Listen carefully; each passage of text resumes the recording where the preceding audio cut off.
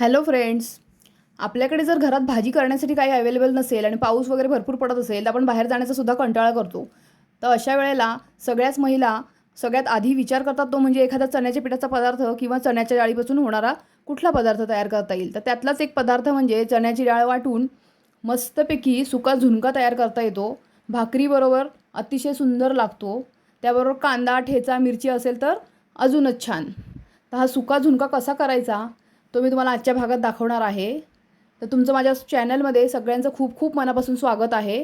तर झुणका बनवण्यासाठी मी इथे घेतली होती चण्याची डाळ. एक मोठी वाटी चण्याची डाळ मी भिजत घातली होती.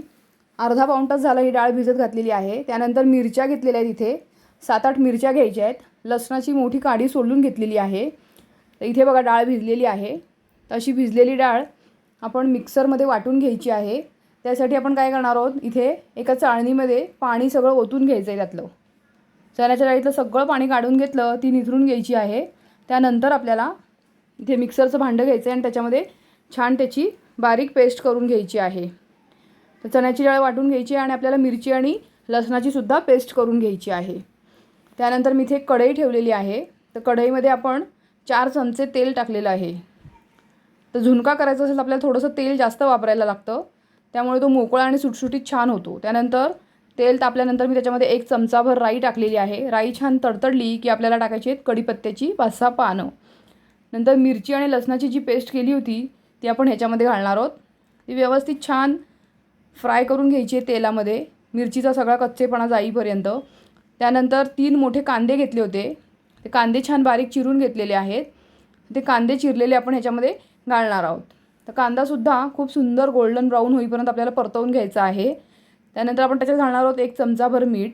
मीठ हे चवीनुसार आपण वापरायचं आहे, आपण किती डाळ घेतली आहे त्या प्रमाणामध्ये.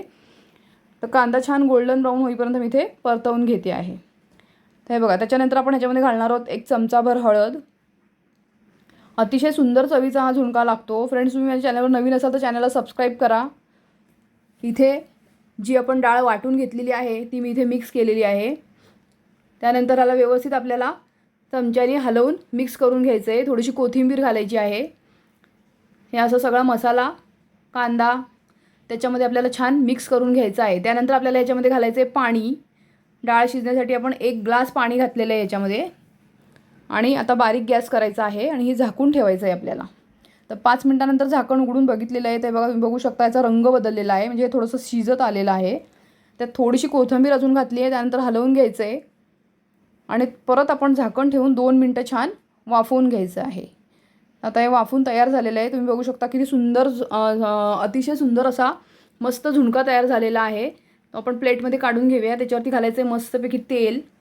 थोडीशी कोथिंबीर घालणार आहोत आपण आणि खाण्यासाठी तयार आहे चण्याच्या डाळीचा झुणका. तर फ्रेंड्स, तुम्ही चॅनलवर नवीन असाल तर सबस्क्राईब करा. व्हिडिओ आवडला असेल तर लाईक करा, शेअर करा आणि कमेंट करायला मात्र विसरू नका. अशा छान छान रेसिपी माझ्या चॅनलवर टाकलेल्या आहेत. तुम्ही वेगवेगळ्या रेसिपी माझ्या चॅनलवर जाऊन बघू शकता. ते बघा, इथे अतिशय सुंदर असा चण्याच्या डाळीचा झुणका आणि भाकरी तयार आहे. Thanks for watching.